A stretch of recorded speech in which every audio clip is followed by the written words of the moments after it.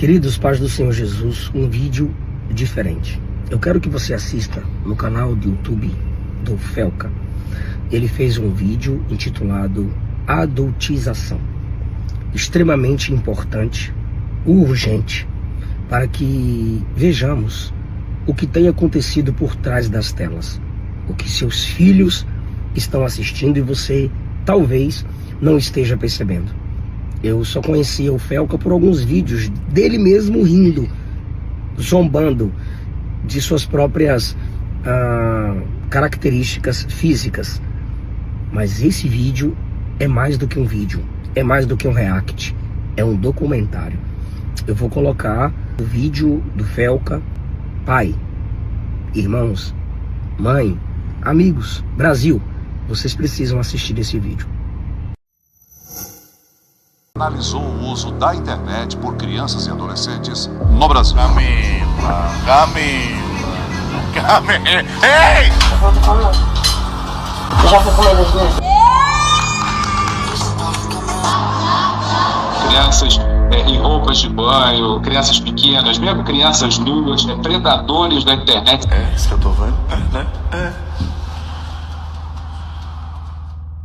O vídeo de hoje é uma denúncia. O que vocês estão prestes a ver é um assunto extremamente sério e eu me comprometo com qualquer consequência que possa advir de mexer nesse vespeiro. O assunto abordado é pesado e não é para todos os públicos, pode gerar gatilho. Se você não sente a vontade, eu recomendo que você saia do vídeo. Isso é algo que pouca gente tem falado na internet, mas está acontecendo até hoje, bem debaixo do nosso nariz. Esse vídeo vai ter um formato de funil. A gente vai começar um pouco mais leve e depois vai funilar até eu começar a denunciar crimes. Antes de tudo, vamos entender por que isso acontece. Monetização. A gente vive numa era que nunca foi tão fácil para qualquer pessoa tirar um trocado na internet. Viu, Quai? Se o seu vídeo pega views, você consegue ganhar alguns centavos independente do conteúdo. Eu te digo, é melhor se humilhar na internet ou pegar um ônibus lotado. E como desgraça que dá views, surgem umas aberrações como essa daí.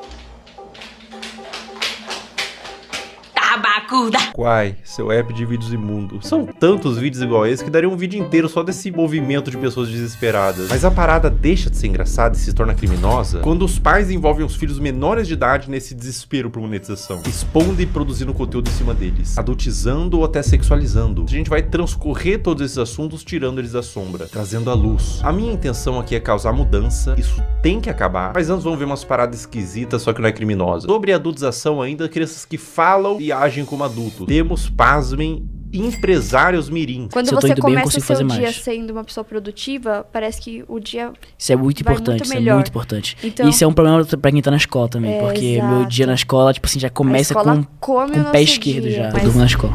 Mas é o que tem que fazer, porque senão não dá. Então, conciliar a escola, o ensino médio, inclusive. Escola complica a vida do empreendedor. A escola complica a vida do empreendedor. Sócrates aos 8 anos. Um trabalha muito, o outro dorme muito. Ninguém que estuda muito nessa história. O que tá acontecendo com as nossas crianças? A sociedade vai entrar em colapso, não tem volta. O que será do futuro? Nossos filhos vão precisar de um pediatra e vai ser atendido por um dropshipper de capinha de celular. Assim, doutor, o que meu filho pode tomar pra gripe? Fala, não, desculpa, eu só entendo de funil de venda. Aí os caras falam, não, mas é porque eu não tenho um celular iPhone, é por isso que eu não tenho resultado. Falar, meu amigo, quem quer dá um jeito. Eu acho que é um lema aqui na DZA, faz parte da cultura. Quem quer dá um jeito. Peraí, a pessoa vai bater um tijolo no outro, vai gerar uma campanha de tráfego pago de emagrecimento? Se não tem celular, vai fazer o quê? Vai transmutar um site de venda por afiliado? O poder da força de vontade? Porra, de quem quer dar um jeito. Tem gente que tá comendo papelão, caralho. Se você não tem o melhor iPhone pra gravar, cara, dá um jeito. Resolve, entende? O que mais existe é a gente mimizenta que dá desculpa pelo exatamente. Tem. Ninguém tem culpa pelo seu fracasso, somente você. Então se você tá na merda hoje, é culpa sua. Você que é servente de pedreiro, seu pai era servente de pedreiro, seu avô era servente de pedreiro e seu bisavô era escravo, você é mimimi. A culpa é sua. Quem que mandou nascer no Morro do Papagaio? O que é melhor, eu reclamar ou fazer? Então faça, cara. Exatamente, faça. Exatamente. Entende? Então, esse que é o ponto. E independente da situação que você tá, se você me falar, não, eu tô sem casa, tô morando na rua, eu consigo te achar uma solução. Você tem o poder de sair da situação que você tá. Apenas faça. Ah, mas agora eu vou concordar com esse moleque. Muita gente pensa assim, nossa, eu queria tanto ser empresário, mas infelizmente tô 3 dias sem comer. E surgiu uma oportunidade de comer um biscoito de barro que manhã preparou e eu não posso perder, eu sou falho. Eu sou falho. Eu devia estar usando toda essa energia da fome pra vender e-book no Mercado Livre. Eu lembro que no dia que eu fiz 6 mil reais pela primeira vez no dia, eu tava na igreja, eu tinha feito uns 4 mil. Aí, tipo assim, eu fui pro culto, o culto era ali de 50 minutos. Aí eu fui pro culto com 40 mil não. Com 4 mil feitos. Eu não consigo imaginar blasfêmia maior do que operar dropshipping na igreja. É um ambiente sagrado, cara. Coisas de Satã, tipo marketing digital, tráfego pago, não deveria entrar. Antes de eu viralizar, eu me comparava, cara, será que nunca vai chegar a minha vez, pá? Em vez de a gente usar a comparação pra ter mais fogo de vencer, pra chegar onde aquele cara chegou, a gente desmotiva. Como assim chegar a sua vez, moleque? Você tem 5 anos. Que pressa é essa? Você é uma criança! Você tinha que estar comparando com seu amiguinho, cara, porque ele tem um chapéuzinho no Roblox que é mais bonitinho que o seu. Aí quando eu saí do culto, eu fui abrir meu dashboard e tava lá, 6 mil reais. Eu, tipo, fiz 2 mil reais em 50 minutos. Mano, foi, sei lá. Caraca. Muito bom, muito bom. Muito bom mesmo, mano. Bom, muito bom. Muito bom, muito bom. E a Bíblia dizia, sem ranhura, novinha. Não quero fazer faculdade. Vamos supor que eu seja médico. Aí eu vou estar lá, o cara vai estar morrendo, eu vou falar o quê? Ei, não, mas eu acho que raiz quadrada de 8 é igual a 5 e o cara vai morrer aqui porque ele tá com câncer. Não dá. Não, você vai falar assim, calma, querido, você não vai morrer, não. Eu entendo de funil de venda, vai dar tudo certo. Não, eu sei que você tá sangrando, querido. Eu vou montar uma landing page e fazer 10 criativo. Paciente afogando o próprio sangue. Geração de merda! Por que eu vou ter que saber quem foi, sei lá, um filósofo, alguém, sei lá, Aristóteles. Aristóteles. Por que eu vou saber quem foi Aristóteles? Não vai me ajudar em nada na minha vida. Um ladrão vai entrar na minha casa e falar, Aristóteles, eu vou. Entendeu? Então não vai me ajudar em absolutamente nada. Filosofia não vai ajudar em nada na vida, cara. Ai, que vontade de enfiar a crítica da razão pura no meu cu. Sabe o que é complicado esse vídeo, cara? É que eu não posso ter que ficar puto porque ele é uma criança. O cara vai morrer aqui porque ele tá com câncer. Agora vamos adentrar um pouco mais fundo na Toca do Coelho. Vocês conhecem a Bel para Meninas? Era protagonizado pela mãe da Bel e a Bel, na ocasião uma criança, onde a busca pelo engajamento extrapolava a normalidade. E surgiu um movimento de pessoas querendo proteger a Bel e derrubar o canal. Esse foi um dos maiores casos que já rolaram na internet sobre esse assunto. Confere esse trecho. Uma lambida pelo menos, Bel. Uma lambida, Bel. Mãe, vou passar mal. Esse trecho é de 2019, quando a Bel era uma criança. Depois da exposição desse vídeo, surgiram vários outros. Mãe, eu quero ir com essa. Não, gente, é porque faltem naquela, tá? É assustador, dá um sentimento ruim ver a Bel sendo aparentemente forçada a fazer essas coisas. Mas eu quero abordar isso sobre outra perspectiva. Não é só sobre os três. Pessoal, o movimento contrário foi tão grande, vocês não têm noção. Órgãos responsáveis por proteção de menores se envolveram. Teve processos para remover a guarda e separar a mãe da Bel. Foi parar na TV e transbordou por toda a internet. Imagina o que é isso na cabeça de uma criança. Tanto o material quanto a exposição. As críticas. Você acha que uma criança inocente, quando lê um comentário de crítica, indignado, consegue separar ela do cálculo? Uma criança? Cara, as pessoas definitivamente não sabem o que é um trauma. E, gente, no meu caso, foi uma coisa muito grande. Tipo, você ligava a TV e via a pessoa falando um monte de mentira sobre mim. Ligava as redes sociais e só tava falando sobre isso. E foi um negócio, gente, absurdo, sabe? Foi muito surreal. Eu vi toda a minha carreira, todos os meus sonhos indo por água abaixo. A culpa que ela sentiu, o trauma, em que mundo e que nível de engajamento que fecha a conta de traumatizar uma criança? Elas explicaram que tudo tem contexto, e a Bel disse que não era pra atacar em ódio, mas independente do contexto, eu acho que o problema maior não é quando a mãe da Bel fez a Bel vomitar, mas quando a mãe ligou a câmera pela primeira vez. Criança não tem que estar envolvida em coisa de adulto. Justiça, críticas, fãs, ódio, cancelamento. Ah, mas a criança que pediu pra fazer vídeo... Criança pede pra comer terra, porra. A responsabilidade é do tutor, óbvio. Eu fiquei, 2 anos sem gravar e era o que eu fazia todo dia, então foi muito doloroso. A questão, gente, é que eu quero justiça porque até hoje a minha família tem que responder judicialmente por crimes que eles nunca cometeram. Existia provavelmente um interesse mútuo e hoje temos uma adolescente traumatizada. Um trauma pode te acompanhar a vida inteira e você não tem que medir, isso foi bobo. Dor não se compara. A exposição e adultização de crianças é um problema novo que surgiu com a internet e é bom combater agora antes que piore. Agora a questão se torna muito mais sensível. Uma das paradas mais cabulosas que envolve criança em conteúdo nefasto é o caso do Ítalo Santos com a Camilinha. Olha que ideia super interessante que o Ítalo teve. Que tal pegar um monte de criança e adolescente no auge da puberdade e botar todo mundo numa espécie de reality show, de férias com ex, bagunça, putaria e jogar pro Brasil inteiro e tirar uma grana? Mas que nível de insanidade a pessoa tem que ter pra fazer isso? Eu facilmente imagino esse mano comendo às 3 da manhã pra comer cocô. Como todos sabem aqui, a gente já ficou e a gente fica quando quer, entendeu? E nós dois não temos nada sério. Eu não fiquei com a Mai, eu ficaria com a Mai Tá ligado? Se ela quiser, eu fico agora até. Oi! Oxi! É um clima adulto que contrasta com o fato deles todos serem crianças. Dá um desconforto ruim. É um perguntando se ficaria com o outro. E as crianças tudo chipando, tendo crush. Mas a parada piora. E piora muito. Olha essa cena. Tá bom, mulher. Eu vou ter fome, não. Eu já fui comer 2 minutos. Obrigada, negra. Eu nem imaginava sair do Brasil. Mas o quê? Eu perdi minha visada. Camila. Se o BBB derrete o cérebro da pessoa que participa e são adultos, até o Fiuk que ficou carcomido lá, decompondo vivo, a Carol Conká também virou Carol Cocô, imagina o que faria um reality show na cabeça de uma criança. E é pior, ele trazia a pessoa da cidade dela, separava dos pais pra ficar no circo macabro do Ítalo e eliminava do mesmo jeito que colocou. Botava no carro da mãe, tchau e bênção. Dá tchau pros seus irmãos, pro pessoal. Vá com Deus!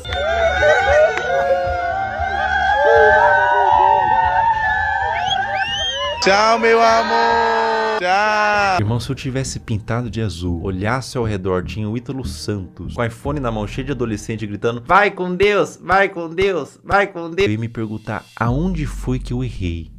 Qual a idade de vocês? Eu tenho 14, eu tenho 14. Vocês vão fazer 15 quando, vocês? Meu dezembro ele faz dia 7 de janeiro. Ah, então tu só faz 15 anos que vem. E ele ainda é mais novo que ele. É, Ítalo, quanto mais novo, melhor, né? Quanto mais novo, mais alto o valor que o Tigrinho paga pra anunciar. O que faz o caso do Ítalo ser tão delicado é o que ele fez da Camilinha. A Camilinha entrou no círculo do Ítalo quando ela tinha 12 anos. Ela continua com ele até os dias de hoje, com 17. Ela desenvolveu toda a sua pré-adolescência e adolescência nesse meio. E aos poucos, o Ítalo começou a perceber que quanto mais era mostrado da Camilinha, em todos os sentidos, mais retornava em números. Agora eu vou mostrar pra vocês a trajetória da Camilinha até ela se tornar mais produto do que humano. É isso que eu tô vendo? É, né? É. Esse vídeo foi postado em 2023. Camilinha tinha 16 anos. Olha que vídeo indigesto. Um homem adulto chega no quarto com 2 menores de idade deitado de conchinha e ele puxa o cobertor para mostrar a pouca veste dos adolescentes. Adulto cujo qual, sem ele, essa cena não aconteceria. Ele é o criador e publicador dessa cena e de outras. Qual que é a problemática maior aqui, além deles serem adolescentes, não estarem com o lobo pré-frontal desenvolvido e não terem a mínima ideia do que é um relacionamento e as consequências de suas ações? A problemática maior é que dentro do público do Ítalo Santos existem adolescentes que assistem para ver a realidade, serem influenciados por ela. Existem mães de filhos que assistem por qualquer motivo, mas existe também nesse público homens adultos. E eu vou te falar uma coisa, esses homens, alguns deles, não assistem pelas dinâmicas divertidas da casa. Não é o único vídeo que existem deles dormindo juntos. Esse comportamento é incentivado e exposto. Camila, ei! Tá abrindo os braços pra... Coisa bonita. Miguel, tu não tá com as... 16 anos também. Um ambiente cheio de álcool, Camilinha rebolando no colo de outro menor de idade, adultos olhando isso e dando risada, falando pro moleque que não pode olhar enquanto grava e expõe pra milhões de pessoas. Tudo isso na brincadeira. Se quando a menina se esfrega no colo do adolescente ela é aplaudida e vira atração com direito a ângulos especiais, por que ela pararia? O comportamento é estimulado. Vocês têm que entender que a Camilinha praticamente desenvolveu toda a sua pré-adolescência e adolescência nesse ambiente. Ela entrou pra rede do Ítalo com 12 anos. Grande parte da forma que ela age é por condicionamento ao longo dos anos. Foi aqui que tudo começou pra você, não foi? Deve ter sido uma surpresa e tanto. Um dia você é uma adolescente normal e no outro você é... Isso? É. Vai!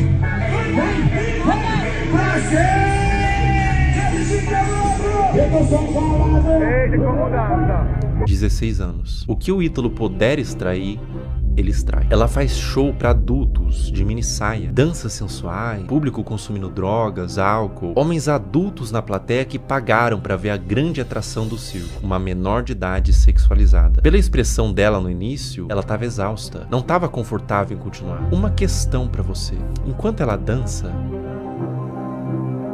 para onde vocês acham que esses homens estavam olhando? A Camilinha cresceu sendo ensinada a isso, ser um produto para um público.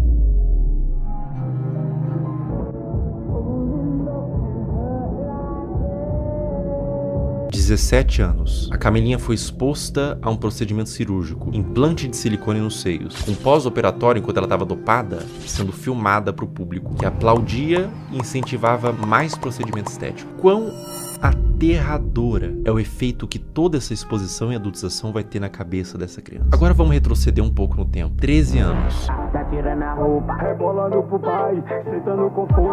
Bota. Meu Deus. Mais ou menos nessa faixa de idade, ela começou a postar conteúdos desse teor. O que você estava fazendo com 13 anos? Eu passava o dia todo comendo bolacha e assistindo um cartoon. Pra cabeça dessa criança, o que ela tá fazendo é só um passinho. Pra cabeça do homem adulto que tá consumindo esse material, ela tá se expondo como mulher.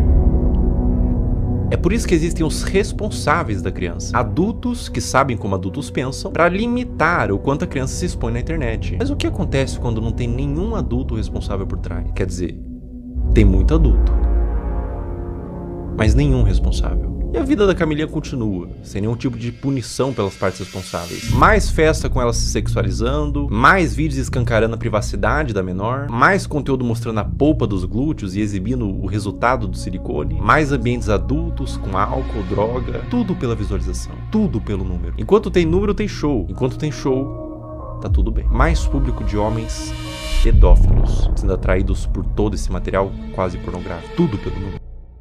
Um dos piores casos de adultização, mas nesse caso também mergulhamos no campo da pedofilia, envolvido com os pais, é da adolescente Caroline Dreher. Tudo começou quando a Caroline tinha 11 anos, produzindo conteúdos de dancinha de forma inocente. Dá pra se dizer assim, a criança devia estar brincando, não se expondo. Mas aos poucos foi escalonando, de cada vez mais inocente, pra culminar ao ponto de se tornar absolutamente criminoso.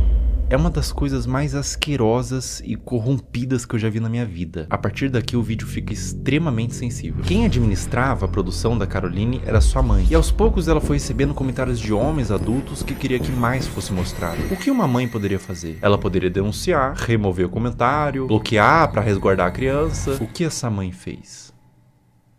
Ela atendeu. Conforme Caroline foi crescendo, ela foi produzindo conteúdos cada vez mais sugestivos, mostrando os glúteos, dançando sem roupas íntimas, e quanto mais vulgar, mais a comunidade de pedófilos crescia. Mais números vinha, mais dinheiro ela ganhava. Como se a situação não tivesse terrível o suficiente, ela fez o impensável. Ela criou um VIP e um Telegram para vender conteúdo literalmente explícito da própria filha, que nesse momento tinha 14 anos. Pensar em como que era a produção desse conteúdo me faz querer vomitar. E qualquer ser humano em suas plenas faculdades mentais vai sentir o mesmo. Vídeos da filha tomando banho, expondo seus seios e suas partes, e até vídeos envolvidos com homens. Tudo a mando de pedófilos que pediam para quem administrava o que quisessem desde que pagasse. Escrever coisas em seu corpo como do ADM, tudo nas sombras, Telegram, grupos privados. Aos poucos os conteúdos da Caroline vazaram para toda a internet, através de fóruns de pedófilos e grupos no Telegram, com mais exposição, mais dinheiro e mais traumas para essa criança. A ganância e a corrupção de um ser humano que põe em risco a saúde da sua própria filha por papel. O dinheiro fica na sua morte. O dano que você causou numa alma vai te acompanhar pelo resto da existência. Caroline, meus mais profundos sentimentos a ti. Você não tem culpa de ter sido gerado em uma família disfuncional, que os criminosos paguem e que você encontre luz na sua vida. O abuso deixa marcas pra sempre. O abuso nunca pode ser visto como um trauma isolado de uma criança. Não é só um trauma. É algo que vai criar um adulto, muitas vezes disfuncional, que vai reviver os episódios do abuso pra sempre. Isso vai moldar o seu senso de identidade de como aquele futuro adulto se enxerga na sociedade. Vai deixar marcas intrínsecas à sua personalidade até a morte daquele indivíduo. Mesmo com muita terapia, os efeitos do abuso vão ser sentidos até o fim de seus dias. Não é só trauma para uma criança. É condenar um adulto a uma vida destemperada, que pode levar muitos casos ao suicídio, comportamentos impulsivos, uso de substância e formação de transtornos mentais, como transtorno de estresse pós-traumático, transtorno de ansiedade e depressivo, transtorno de personalidade borderline, dissociativo até alimentar, dificuldade de estabelecer vínculos afetivos saudáveis, baixa autoestima e depreciação, como o sentimento de sentir-se sujo, quebrado e muitas vezes culpado. Eis a importância de falar sobre isso. Como diz Judith Herman, não é só o que acontece com a criança, é o que ela teve que fazer sozinha com aquilo. Mas e quando tudo isso vem de sua mãe? Nossos pais são nossas primeiras figuras de autoridade e reflexo. São os primeiros contatos com o que entendemos que é como devemos ser. Quando o abuso vem da nossa família irresponsáveis, isso faz com que a criança e o futuro adulto perca todo o senso do que ela é na sociedade. O sentimento é de vazio, de desespero, um sentimento de confusão, de não saber quem é nem como deveria ser. Além do abuso, há a quebra de confiança e proteção. Quando quem deveria te proteger se torna o predador, você não só perde a infância, você perde a fé no mundo. No caso anterior eu falei sobre grupos de pedófilo em Telegram e fóruns. Vamos falar sobre eles. Como agem os pedófilos? Uma questão que faz contas como essas existirem, aulinha rápida sobre o algoritmo, pega papel e caneta. O algoritmo, principalmente dos vídeos verticais, que tem saída muito mais rápida, funciona por recomendação do que ele entende que você tem interesse em ver. Ou seja, o like que você dá, você ter mandado para um amigo, o tempo que você passou consumindo, tudo isso entra no cálculo. E é por isso que às vezes o seu algoritmo só te entrega piadinha, mas você vê inteiro um vídeo triste, compartilha com os amigos, instantaneamente você fica com depressão pelos próximos 30 minutos. Seu algoritmo foi amaldiçoado com vídeos tristes. Aonde que fica preocupante? As regras de todas as redes sociais são bem veementes quanto o mínimo de idade que você pode ter para criar uma conta e postar conteúdo. O algoritmo ser assim é normal, tudo certo. É simplesmente uma forma de recomendar vídeos que são do seu interesse e te prender na plataforma. Mas o problema é quando ele entende que vídeos de crianças expostas dessa forma são considerados um dos tópicos de interesse, sem avaliar a ética e moral. Um conteúdo neutro, como, sei lá, moda, futebol, crianças em poses sugestivas.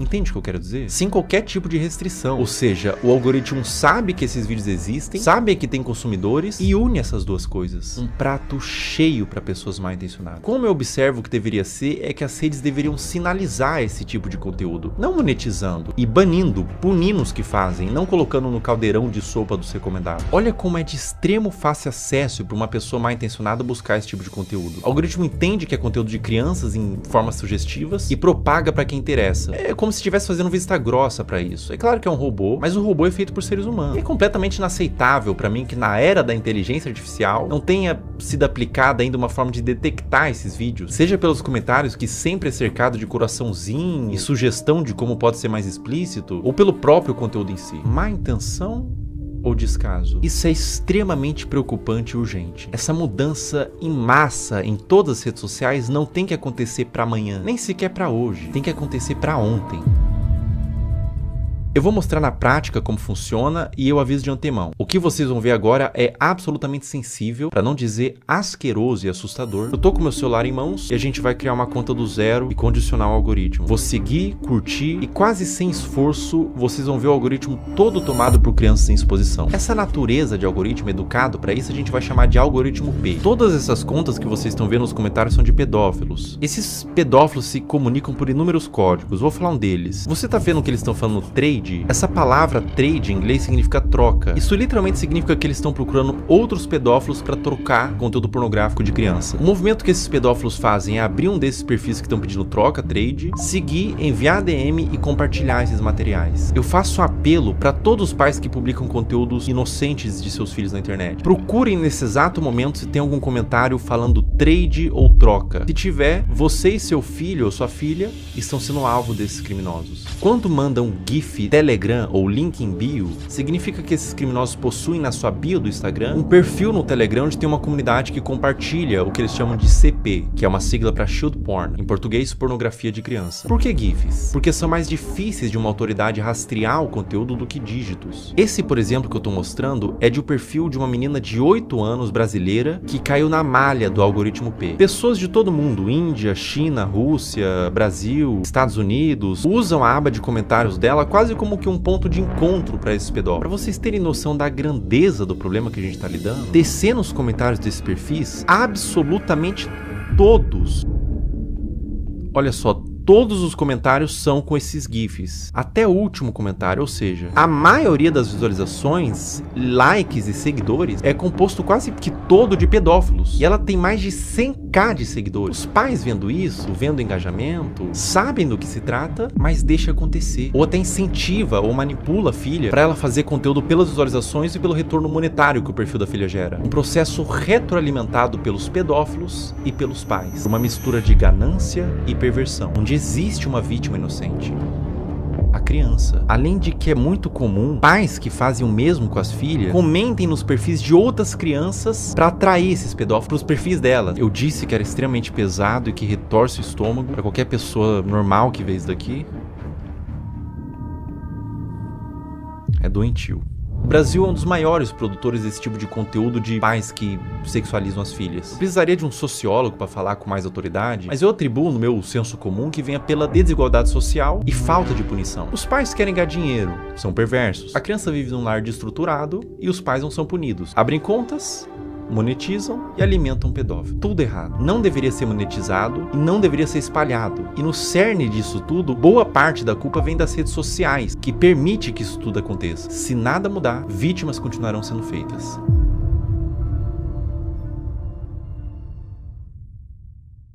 Existe um paradoxo quando você tenta dar luz a um problema, que é chamado de efeito éter ou efeito copycat, que quando a gente denuncia, divulga, ajuda a conscientizar, a dar luz para o problema, tentar resolver, mas também pode dar armas e ferramentas para criminosos. Então eu vou tentar ser o mais responsável no que eu vou fazer agora. Eu vou borrar todos os usuários e nomes para que conscientize e faça as pessoas entenderem o que está acontecendo, mas ao mesmo tempo sem dar acesso para curiosos para ir atrás desse conteúdo.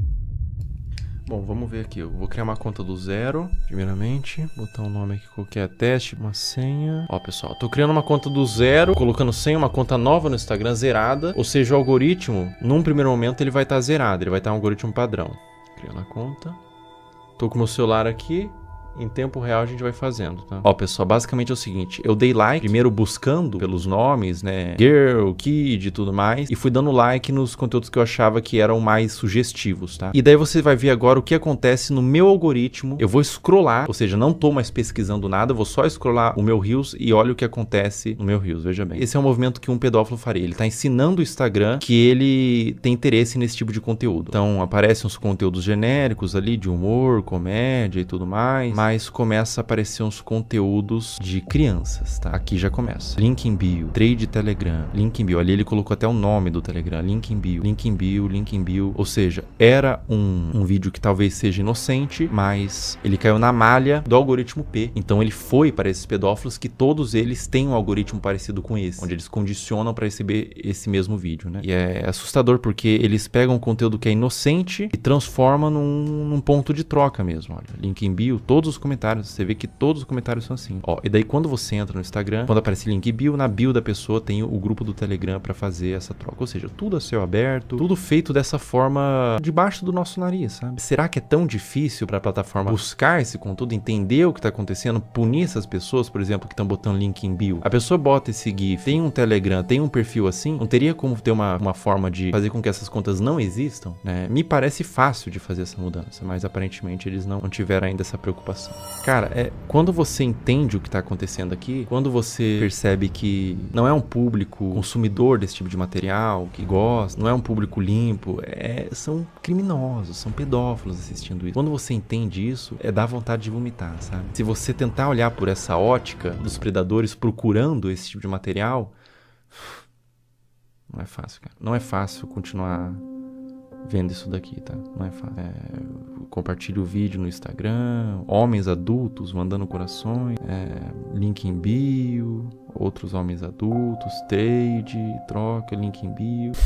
Cara, é indignante, né? Não tem necessidade de você fazer uma exposição dessa numa criança. Não tem necessidade nenhuma, né? Isso acontece no Instagram, cara. Não acontece na Deep Web, não acontece em nada. Acontece no Instagram, na Surface Web. É uma coisa que tá acontecendo nesse exato momento. E é essa a preocupação, porque pode estar acontecendo com os seus filhos, por exemplo. É por isso que você, que é pai, não expõe a sua criança. De nenhuma forma. Não expõe essa criança. Os criminosos, os predadores, eles têm mentes distorcidas da realidade. Não exponham. Eles podem estar vendo algo que ninguém está vendo, você não está vendo. Obviamente, seus filhos não estão vendo, são crianças. Mas eles estão vendo por essa ótica. É difícil, cara. É difícil continuar vendo isso daqui. É difícil falar sobre esse assunto na realidade. Proteja suas crianças. Proteja essas crianças. Isso tá acontecendo. Isso é uma realidade do mundo. Infelizmente, a gente não pode fechar os olhos para a realidade do mundo. Infelizmente, essa é uma realidade do mundo. E olha, não aparece outro tipo de conteúdo. Os conteúdos são todos apenas com esse teor. Todos eles. Eu vou scrollando e todos eles. Essa é uma conta nova que eu fiz para teste, para mostrar aqui para vocês. Uma conta do zero. E todos os conteúdos são assim. Meu Deus. Novamente, crianças de forma inocente, mas O predador perverso, ele não vai ver de forma inocente, ele vê por uma ótica distorcida, né? Nossa, dá vontade de vomitar, não vou brincar não, cara.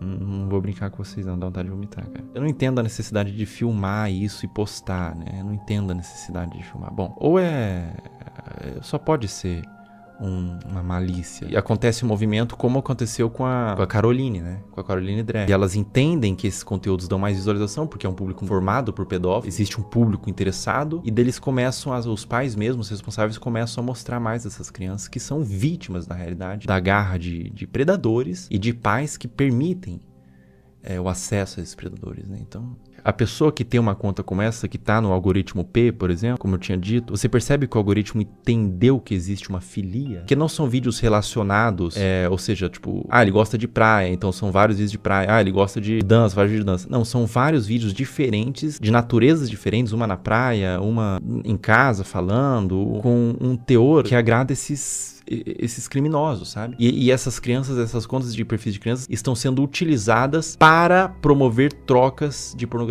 infantil. Isso é muito sério. Isso é muito sério. Isso é extremamente sério.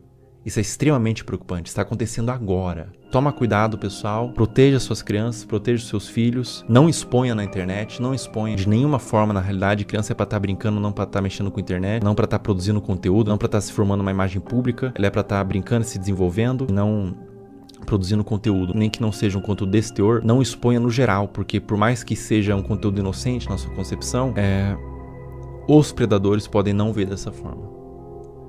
Essa conta aqui eu vou excluir ela, tá? E é uma conta que eu fiz em 5 minutos. E rapidamente, sem muita dificuldade, eu condicionei todo o algoritmo para entregar esse tipo de conteúdo.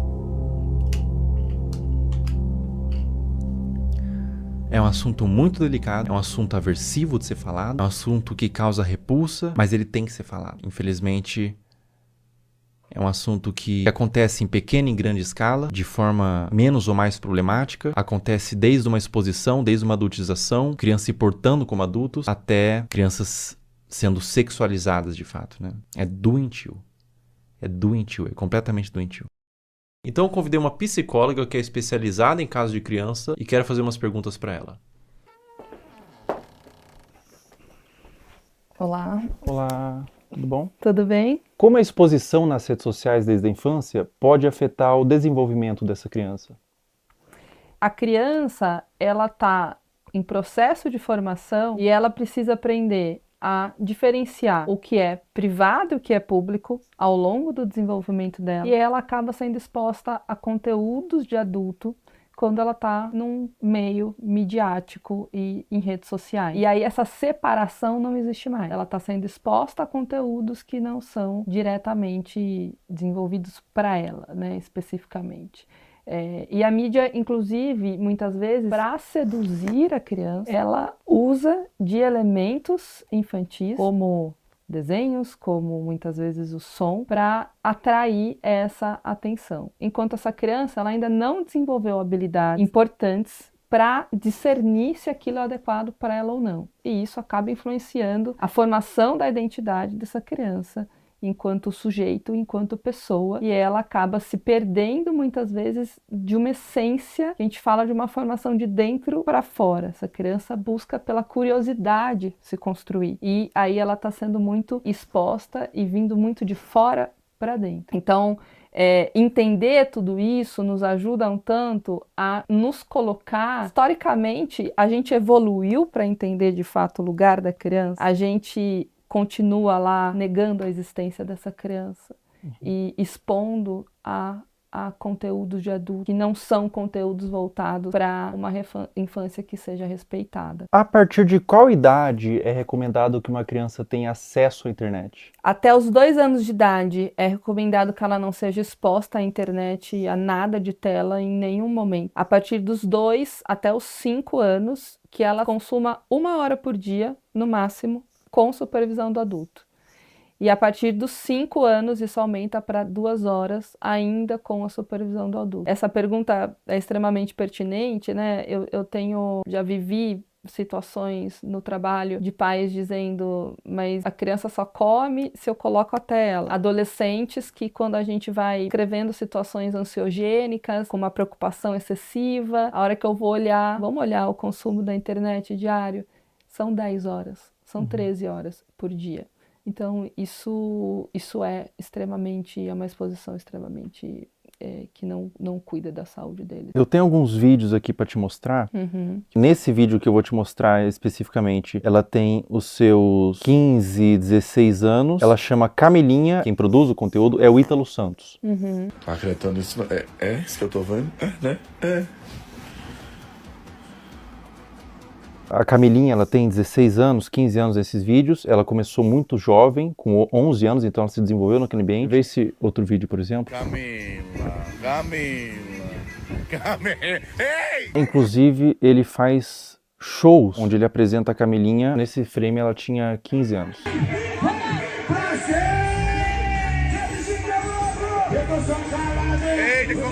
Esse último vídeo que eu vou te mostrar, a Camilinha tinha 13 anos.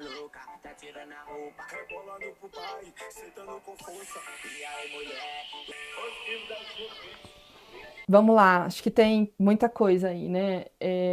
Tem claramente uma utilização da sexualidade para uma comunicação, né? E isso é um risco, uma falta de repertório, muitas vezes, que pode existir, de habilidade social mesmo. E os adolescentes aprenderem a se comunicar apenas através da sexualidade. Então isso é um ponto muito relevante. É o rompimento, a ruptura de fato de um desenvolvimento que curso natural que deveria ser para as crianças e para os adolescentes. Então, essa maneira de explorar a imagem, explorar o corpo, explorar a sexualidade, ela vem de uma forma muito, muito brusca, que causa ruptura, sem dúvida nenhuma, com o processo natural de desenvolvimento, de respeito de uma criança, de um adolescente. É extremamente significativo, acho que aí também tem um conteúdo entre público e privado, e isso é extremamente problemático. E aí entra uma responsabilidade de saúde pública, uma responsabilidade midiática, uma responsabilidade parental, uma responsabilidade de adultos que estão em torno disso para proteger esses adolescentes e essas crianças. Eles não têm um discernimento claro e muitas vezes, talvez você perguntar para a própria adolescente que está sendo exposta o que ela acha disso e ela não está formada, ela fala, isso é legal, eu gosto, tá tudo certo isso para mim, né, para minha vida. E pode desenvolver até transtorno psiquiátrico na vida adulta. Isso é possível, né, e se comunicar através desse lugar da sexualidade. E aí você pode ter um lugar, você encontrar nessas relações apenas esse lugar sexualizado e com um valor muito, muito frágil. Isso é muito relevante, né? Você busca essa formação de identidade através da materialidade, porque a mídia influencia no consumo, da sexualidade e não na essência. Então, ficar focado no ter e na exposição da imagem. Ela precisa sentir que ela é amada como ela é, não da maneira como os pais e os outros esperam que ela seja. Ela sentir segurança nesse lugar, então esse conjunto de variáveis que a fortalecem para ela se desenvolver em valores distantes da materialidade, da sexualidade e de algo que não protege essa infância e essa adolescência. Agora a gente vai fazer umas perguntas um pouco mais sensíveis ao que tange abuso sexual. O que acontece na mente de uma criança quando o abusador é alguém da família ou alguém de confiança? Confiança que não é de confiança, né? O que acontece, né? A criança, ela não tem claro, quando ela é abusada sexualmente, ela não tem claro que aquilo é um abuso. Existe um estranhamento da criança, porque aquilo não é algo habitual da vida dela, sobre o que está acontecendo. Mas, desde um estranho que possa ser o abusador, no caso, ou alguém da família, um estranho eu vou desconfiar mais facilmente. Alguém da família, alguém que eu confio, tá, né, tendo um comportamento abusivo, é mais difícil que eu reconheça aquilo como abuso de uma maneira clara, porque esse abusador, se eu confio, é porque ele também, de alguma maneira, se estabeleceu ali como alguém que faz coisas positivas para mim, assim como outros adultos que eu tenha de confiança, como vínculo de apego e vínculo de conexão relevante, né?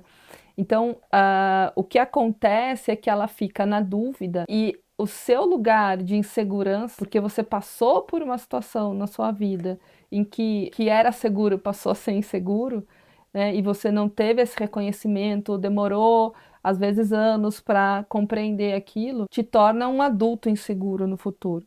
Então a criança, ela vai ficar muito confusa, especialmente quando existe, né, dependendo da frequência com que esse abusador abusa, e às vezes ele também faz coisas positivas para essa criança. Alguém da família, por exemplo, pode abusar, mas pode fazer um prato de comida gostoso, mas pode levar para tomar um sorvete, mas pode ler uma história antes de dormir, pode fazer outras coisas que são prazerosas e relevantes para o desenvolvimento da criança. Não só emitir ali, né, ser uma pessoa que se comporta de uma maneira abusiva o tempo inteiro com essa criança. E isso traz uma dúvida para reconhecer. E quando a gente tem dificuldade de reconhecer algo, a gente tem dificuldade de nomear. E quando a gente não nomeia, a gente fica perdido sobre o que aquilo é de fato, né? Então é muito confuso para a criança porque ela deixa de estabelecer uma relação de apego extremamente saudável. Especialmente porque essa pessoa da família deveria ser 100% de confiança, não é? E também porque o outro adulto da família que é uma relação muito importante, não está protegendo essa criança. E deveria. Todos deveriam. A gente está criando pais muito permissivos. Sim, Fel. Até pensando assim, como os pais podem e devem cuidar da exposição da criança às redes sociais. Isso tem que ser muito desde o início. Eu vou te dar um celular com quantos anos? Eu vou controlar o tempo que você fica na internet. Então eu vejo pais, por exemplo, eu vou tirar sua mesada. Mas tira. E a criança continua dormindo com o celular e fica até 2 horas da manhã, o adolescente, no celular. Os pais nem sabem. Essa supervisão parental, ela é extremamente necessária, porque depois remediar é muito mais difícil do que trabalhar na prevenção. Cuidar nesse guia, então assim, não, você não está invadindo a privacidade do seu filho. Você está permitindo que ele tenha uma rede social com uma X-idade, se você puder acessar também. Essa é a forma que é possível ter a rede social. E aí você larga lá teu filho no quarto com o celular, é a mesma coisa que você largar no meio da Praça da Sé, que tem tudo, você está sendo exposto a tudo, não está seguro. Mas o que você diria para pais que têm medo de restringir? De cara, eu diria que pode ser tarde demais, depois. Agora você tem só isso aqui, mas daqui a pouco seu filho pode estar sendo abusado, daqui a pouco pode ter um pedófilo conversando ali com teu filho e ele não sabe disso. Ele não sabe o que é, ele não sabe discernir, ele precisa de você. Então acho que é uma mensagem mais assustadora e ao mesmo tempo real. Eu já tive paciente que começou a se cortar porque viu o conteúdo no TikTok. É tarde, né? É isso, eu tive essa exposição, eu aprendi isso na internet. Uma criança dessa forma que você falou, que criou sua identidade através da mídia, que adulto que ela vira? É uma excelente pergunta. Ela vira um adulto com certeza com um self muito frágil e falso. Ela não tem uma identidade de eu verdadeira, de quem ela é. E até pensando em pertencimento, o pertencimento dessa criança, ela vai buscar ter para pertencer. Ela vai buscar se expor para... E aí falta várias habilidades de construção. Ela foi formada 100% por fora, foi de fora para dentro. Ela não tem um guia protetor, pensar num guarda, assim, protetor, que vai proteger ela. Não, ela tá 100% de fora para dentro. E criança pede limite. Não dá pra gente pensar que a criança vai, enquanto ela puder se expor, no sentido, não, eu vou querer a internet o máximo de tempo. Tem paciente que tem consciência que está 10, 12, 13 horas na internet, mas eu não consigo. Sozinho eu não consigo. Então, que forma que a gente vai buscar isso? Então, não tenha dúvida nenhuma que será um adulto extremamente fragilizado, sem habilidades de se relacionar, buscando se conectar com o outro através de materialidade, da sexualidade e não de uma consciência estruturada de self, de eu, de como eu me conheço, bem desenvolvida e construída. Sobre abuso sexual, existe um tempo certo para buscar terapia? Mesmo que o abuso tenha acontecido há muitos anos atrás, você nunca se abriu, você nunca falou para ninguém soube, e você deixou no seu coração, deixou interiorizado. Existe um tempo certo Ou mesmo depois de anos é interessante você buscar uma terapia, buscar um autocuidado através da psicoterapia? Mesmo depois de anos, a qualquer momento. Eu tive contato com adultos, exatamente, né? Tanto com criança, mas também com adultos que nunca falaram. E sempre vem um lugar assim, a mãe sabia que o tio fazia, e aí a mãe não falava. Então tem uma coisa meio secreta num lugar familiar, de ter dificuldade de falar sobre. E aí vem sentimentos de vergonha, de culpa, dentre outros. E uma coisa muito mais se fechar do que se abrir para falar sobre isso de uma maneira natural. Porque a aprendizagem foi de que isso não deveria ser falado. Porque a família escolheu um lugar de guardar um segredo, de não expor isso, de não cuidar disso, de não reconhecer que aquilo não deveria ter acontecido. E às vezes até por uma dificuldade de eu deveria ter protegido, eu não consegui, então eu não consigo nem falar sobre isso. É complexo, mas a qualquer momento, sem dúvida nenhuma, uma criança que descobre que acontece, quanto antes ela iniciar uma psicoterapia, a chance dela ser um adulto saudável e que compreendeu esse processo e tudo mais, maior é. Então, não tem um tempo certo, quanto antes melhor, mas nunca vai ser tarde para buscar ajuda. É muito comum quando a criança ou a pessoa mesmo é abusada, ela sente culpa. O que você diria para uma criança ou para um adolescente ou para um adulto mesmo que foi abusado na infância, que sente vergonha, às vezes nunca falou para ninguém, ou às vezes falou e foi desacreditado? Qual recado ou qual conselho você daria para esse indivíduo? Eu acho que são dois movimentos, assim, né? É uma coisa de uma conexão, assim, de olho no olho. Tô aqui com você. A culpa não é tua. Não é sua culpa isso ter acontecido. Estar com. Quando a gente fala em estar com, e às vezes o início de um processo é esse, assim, eu te abraço, acolhimento, coisa de colo, para essa pessoa conseguir começar a se abrir e quando a gente fala abrir, é abrir para um processo de compreensão, de falar sobre aquilo, porque a aceitação, ela não é uma conformidade. A aceitação é abrir espaço para um processo de compreensão. E para isso é preciso falar, para isso é preciso nomear, falar, reviver, que é muito difícil. Então, eu diria, a culpa não é sua, eu tô aqui com você e a gente vai cuidar disso. Perfeito. Muito obrigado, doutora. Obrigada. Obrigado eu por ter agradeço. vindo. Muito bom. Obrigada.